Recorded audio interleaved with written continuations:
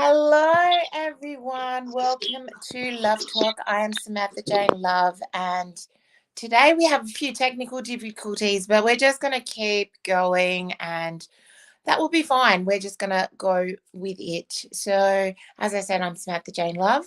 I am using my phone today because my computer has decided that it wants to make very loud screaming noises, which I'm finding a little bit hilarious because I'm about to talk to my husband, and it's really interesting how things are going with technology. So, as I said, I'm Samantha-Jayne Love. This is Love Talk, and this is the place where we talk about all things love. We talk about people that are in love, how we fall in love. And I am now just going to bring on my guest for today, my husband. Mark my words. Hello. Hello, Mark. Hello. Welcome. Can you hear me? I can hear you, yes. Thanks. All right. So today we are going to talk about re-falling in love. So for the people at home, my darling husband, Mark, has been in hospital since the 27th of December 2021. It's now the 2nd of February 2022. So that's a lot of days that we have not been able to see each other. And so just today we are going to talk about how through trauma and through separation, there is this re-falling in love that is happening with us. And, just talk about all the different things because, I have people that want to know what's going on for me. They want to know what's going on for you. So let's just be raw and let's just tell our story right now. So, Mark, would you like to tell everyone at home how you ended up in the Ballarat Base Hospital? Well, I walked in on the 27th. Actually, before then, I was sort of in and out, trying to work out what was happening with my legs. Couldn't walk, and I escaped there for Christmas because I wanted to spend that at home. And then after that, I went back in and just gradually losing function of my legs. It started from my toes, and now it's working up. It's way up my body, so I've had it up to here. It's up to here now. So just with a constant burning contraction, and it's so it's spread to my hands now as well. Doctors are a bit confounded. They're open-minded. I don't think they come across phenomenons like this too often, and here I am. So I'm at rehab now, where every day I work out in the gym, but my workouts are a bit different from the ones I'm used to. So for me, it's just playing with some blocks to try and keep my hands functioning. That's kind of where my hand is now, to stretch it out. That's about it. And it just wants to close over. So, as I've said funnily before, I've got a wanker's cramp full on in both hands. But the funny thing is, I can't even feel the old fella down there. She's not working. And in fact, it's not working. My bowels aren't working. My bladder's not working. So all of these things. So we just hope that it's hard to get breath with the rib cage contracting because my abs aren't working. So it's hard to breathe out.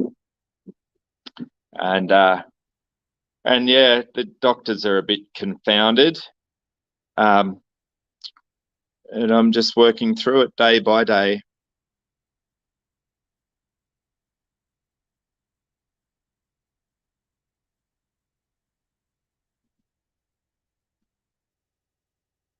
Still there?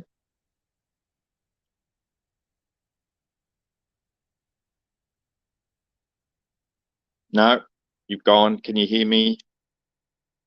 And there's awful Wi-Fi settings here, so I'm not hearing, or your screen's not working. I don't know if anyone can see or hear whatever I've just said, but there's not very good Wi-Fi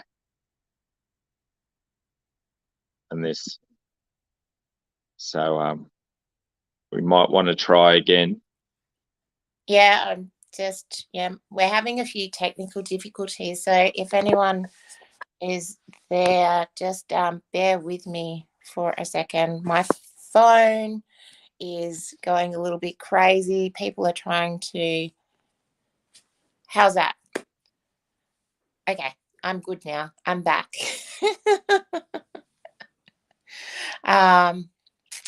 Well, obviously there's lots of people that, are going to be checking into this story, and it's interesting that all of the technical difficulties that we're having in regards to sharing this story. So, so Mark was saying it was on the 21st was the first time I took him to the ER. I then, he had a lot of tests done on his back. So it's been a progression of, we thought he had just hurt his back, but it's just been a progression of more of a paralysis as to just nerve damage. They've done some tests on him, but yeah, he's not ticking the boxes for them to give him a definite prognosis of what it's going on. So it's there's a lot of uncertainty for our family. It's really difficult because we're not allowed to go in and see him, or we are, but it's a little bit like prison when you go there. So I did take our children, or two of the children, so the little ones, so Isabella and Ayla, in, but we were behind thick glass. It was where the processing, or the loading dock is for the hospital, and the girls couldn't hear Daddy. It was it was good for him to see us, but they also, they wanted to see Daddy. They wanted to touch Daddy. They wanted to to hug Daddy, but they weren't allowed to. So, and they didn't understand that. So there's been a lot of mixed emotions going around in regards to all of what's going on. And with all of the work that I've done, the main thing that people need is connection. Little babies need connection. Everyone needs connection to be able to heal. And unfortunately, we haven't been able to connect until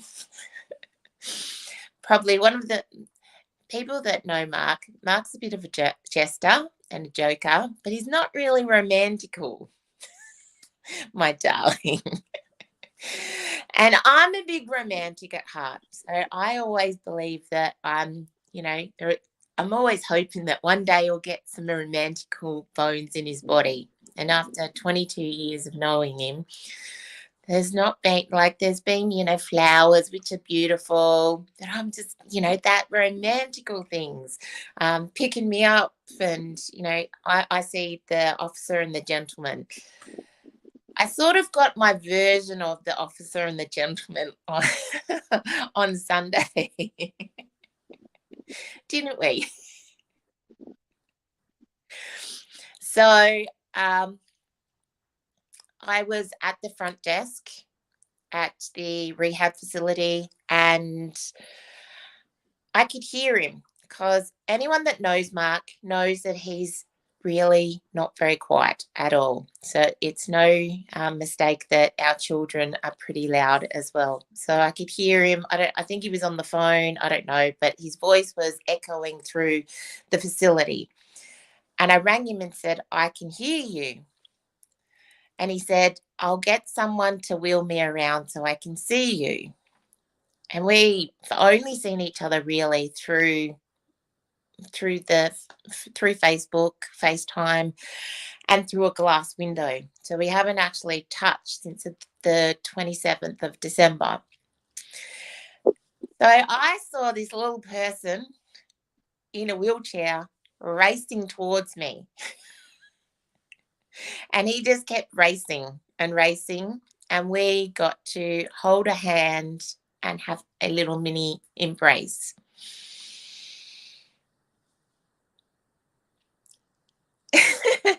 Yeah. Thanks, Jules. I'm just looking at the comments here.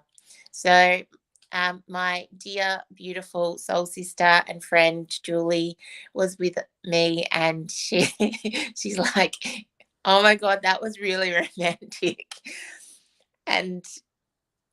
But the poor nurse, she was like in a little bit of fear, because, you know, there is a story going on around, you know, the world continuously.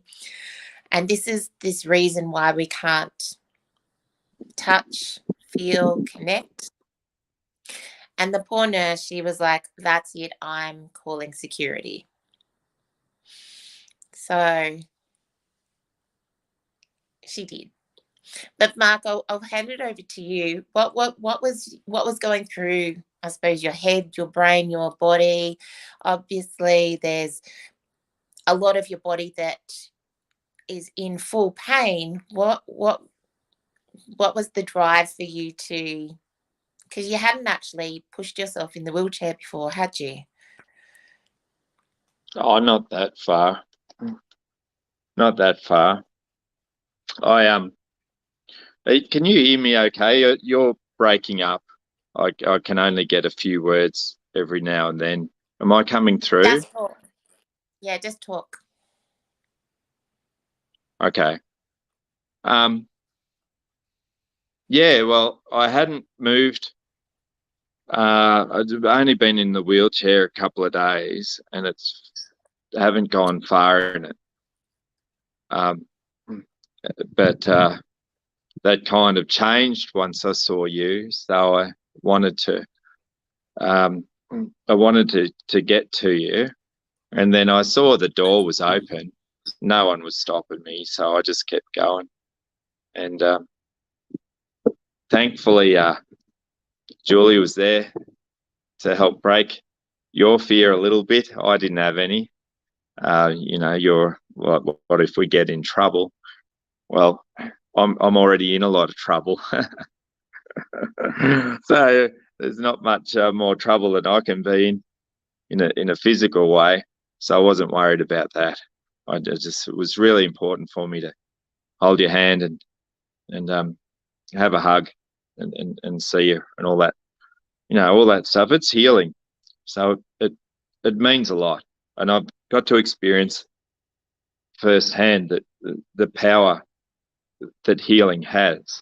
So in hospital, there was an old lady next to me in her 90s. And for 3 days, I hadn't heard her talk. I hadn't heard anything from her.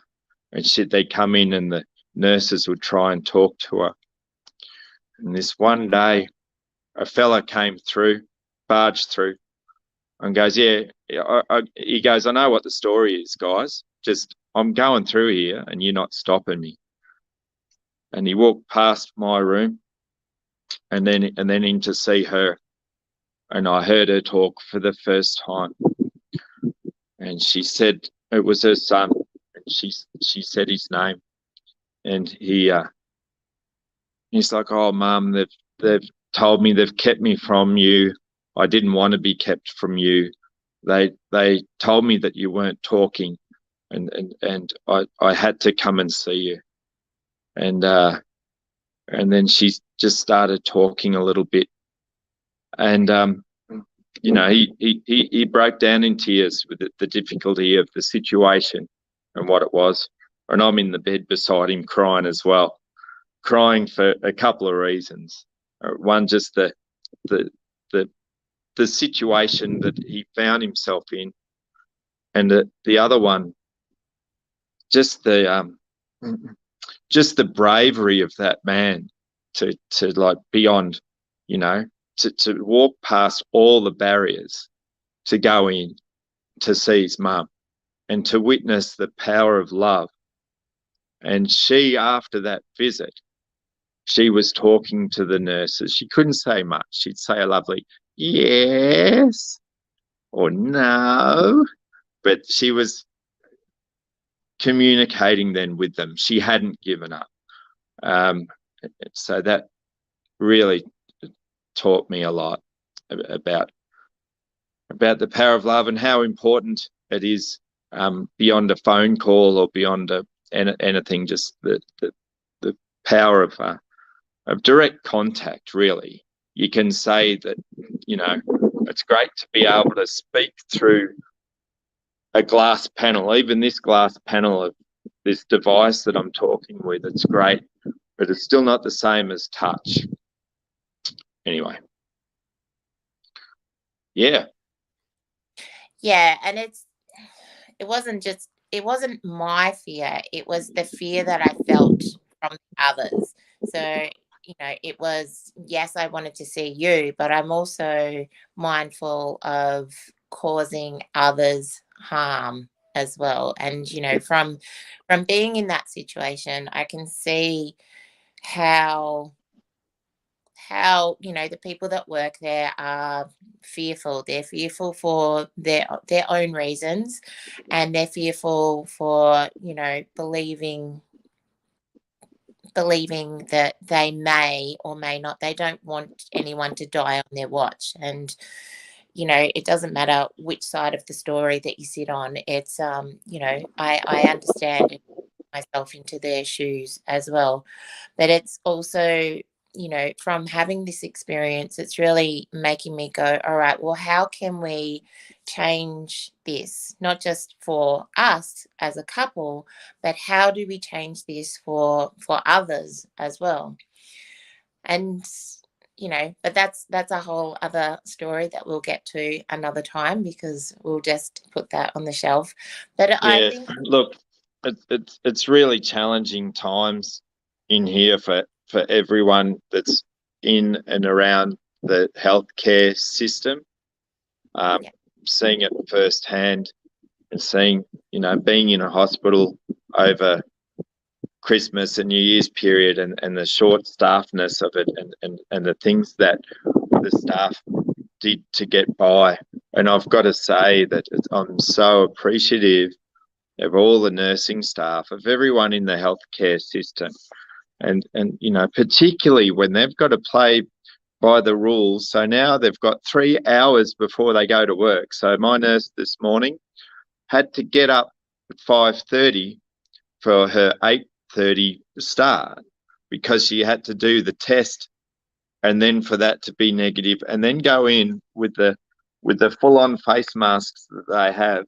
And now they've got to wear safety goggles as well.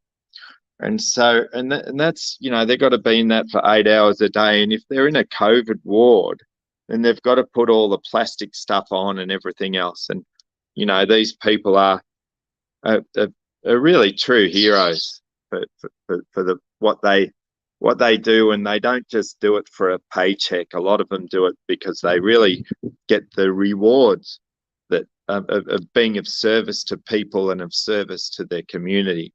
And I'm, very grateful to have the experience here to witness what's happening from this side of the fence. Yeah, awesome. Now let's get back into re-falling into love. So I don't know if anybody else has been out there, but when your partner is in pain, normally the other person really gets it. So it was, there was we've had a few bumpy things happen along the road because, you do lash out at the people that are the closest to you when you are in pain. But we've had this beautiful experience, which has been tough, which has been hard, which has been, there's all different emotions that have happened through this. But I'm really appreciative for this experience because it's like there's a remembering. Okay, why are we here? After 22 years, the complacency of knowing each other. Well, there was codependency on both sides. So we've had this space so that we can find who we are individually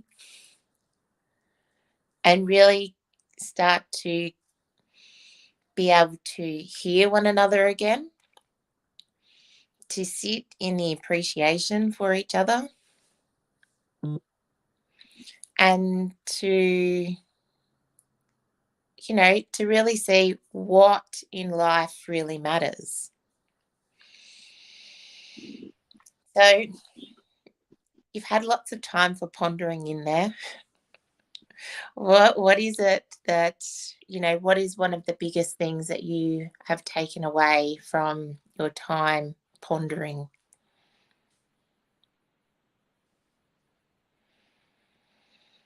It's the power of gratitude is the thing that gets me through every day and every moment. Constantly being in gratitude for the pain that I'm in, for the experience that I'm having, for the nurses that are looking after me, for my beautiful wife out there looking after the kids, for this technology that we're using, for the amazing stories that are coming through the feeds, for everything. I find so many things to be grateful for, and if at any stage I'd go to a woe is me moment or this is bad, and no bullshit. Like last night was okay, but the night before and every night it's a bit of a challenge because I'm like entombed in this body that can't move. And the other night, my little controller, I can't have it, it's propping up, but I've got a buzzer that I can buzz the nurses to get me. And when they come, I'll speak and I need this or I need that. But I couldn't get the buzzer. I was locked in an immense amount of pain. I couldn't breathe. The contraction around my chest and abdomen was really, really tight, and I was scared for the first time in all of this. And when you lose your sensation, you lose your feeling, you lose the ability to walk, you lose all these sensations, but it's losing your breath becomes very frightening, and so I went into a bit of panic.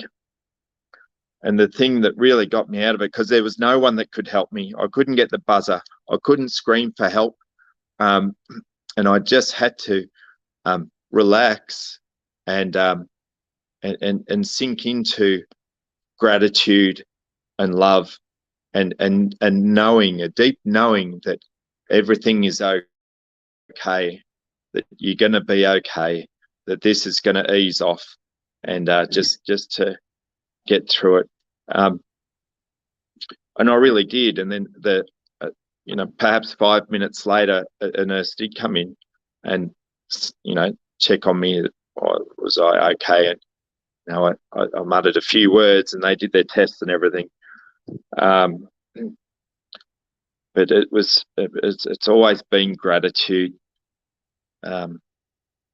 Is the biggest lesson And I've always known that how powerful it was, but not. Perhaps it could be said that I didn't need this to teach me, but it's delving into the deeper appreciation I get for things, is the more expansion that I get of love, really. Yeah. Yeah, because so our relationship now was, there was that element of everything will be all right if there's that physical element of it, like if there's a touch or a hug or a kiss or intimacy. That's literally off the table at the moment. I have to laugh. So there is this deepening of a deepening of our connection of how we share our love, how we show our love. And, it's, so I think we've been together for a very long time. So it's how we express our love is more energetically now than anything physical, or well, we can't touch each other anyway. So it's really quite fascinating how love really does show up differently for everybody. And physical love it's amazing, but when we have deep spiritual soul connections, that's when the expansion of people happen as well. So some nights I'll wake up and I'm like, what is that?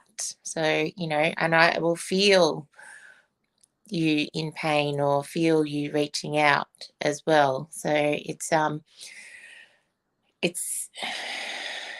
it's a really interesting thing to be sort of at loss as well, because I used to be able to go, all right, I can touch you, I can do something for you right now, but we've really had to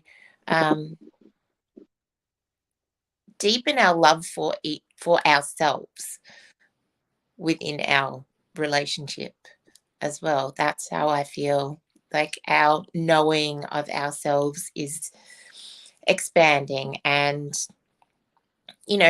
for you to have that moment in the wheelchair, I've only just been, I've just been like, where's my romantic stuff? So do you think, I'm just going to throw this question out there, so is there more romantic stuff around the corner?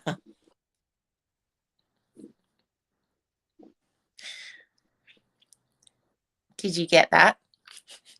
Or you're pondering that question? Not really. Sorry, love. It's really difficult. I don't know whether you can hear me, but it all just clicks in and out. The Wi-Fi here is, the signal strength's really not good. So I'm sorry, I missed that. If there was a question in it, maybe repeat it, or perhaps with the technical issues, we can have another go when. Yeah, so we may try and do this again on a Zoom so that we can have this through. But my question was, and it's funny that you couldn't hear me, is there more romantical gestures coming from you? Well, I tried to write you a love letter. You saw that. I sent a picture of it and showed you. So there's no more love letters for the time being.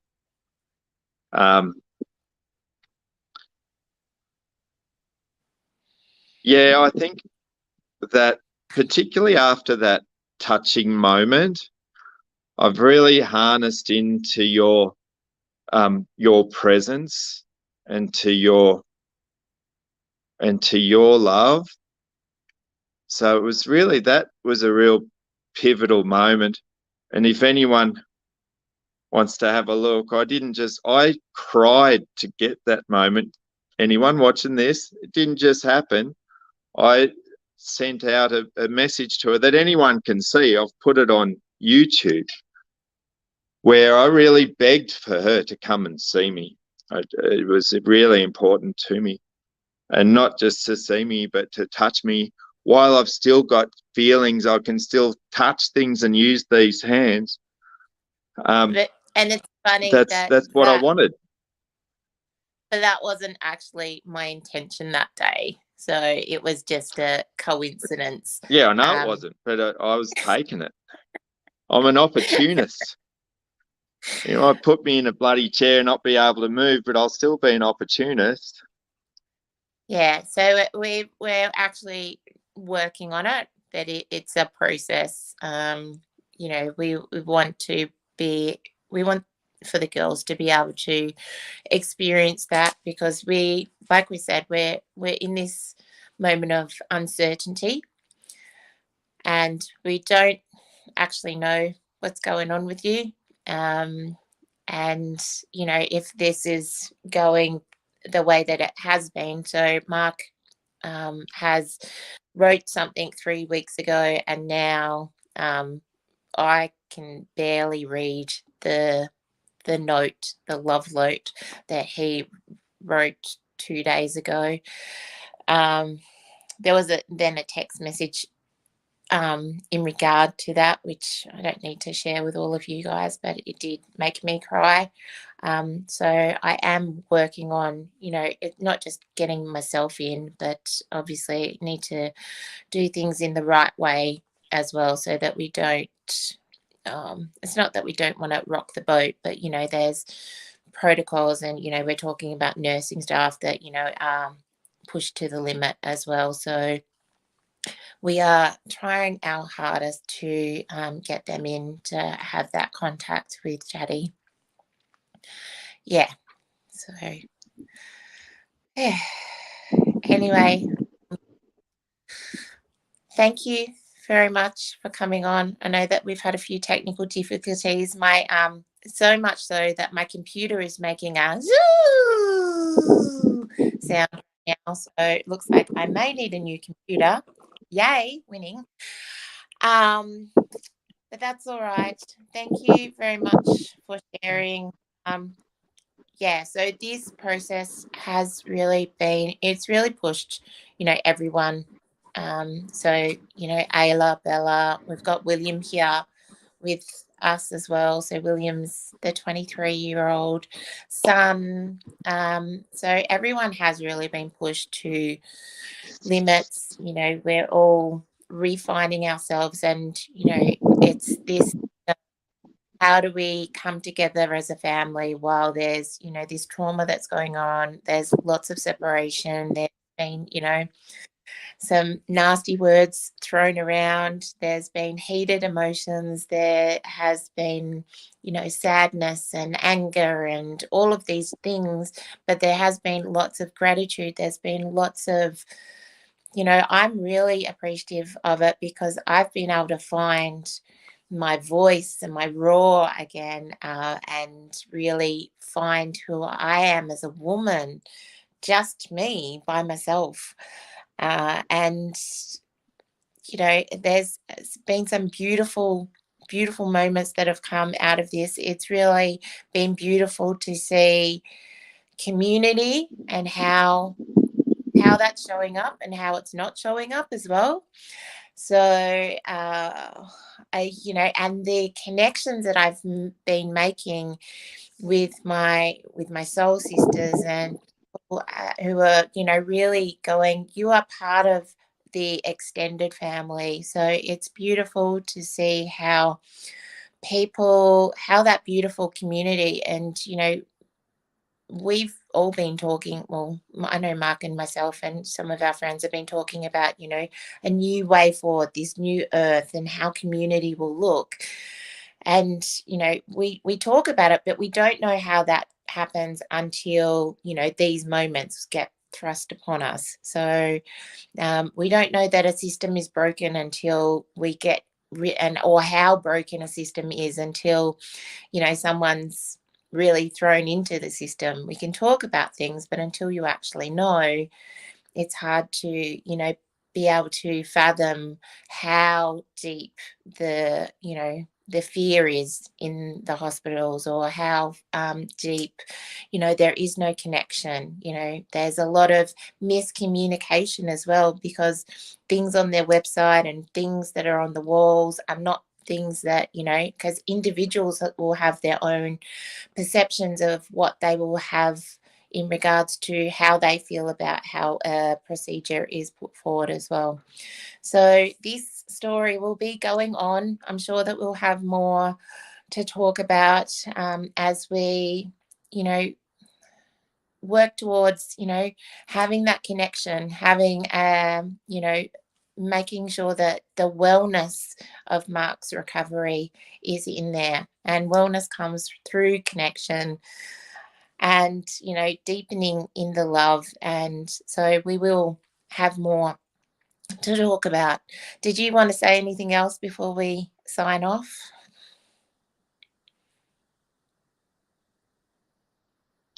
I don't know if anyone's watching and been following my stories that I've been fumbling to get out there. I've been enjoying writing and sending stuff, and it's been wonderful to receive the messages of love and goodwill come back to me, and I really do appreciate it. So, and thanks, Sam. I wanted to say thank you, and I love you for doing what you do, and for proudly, you know, flying the flag of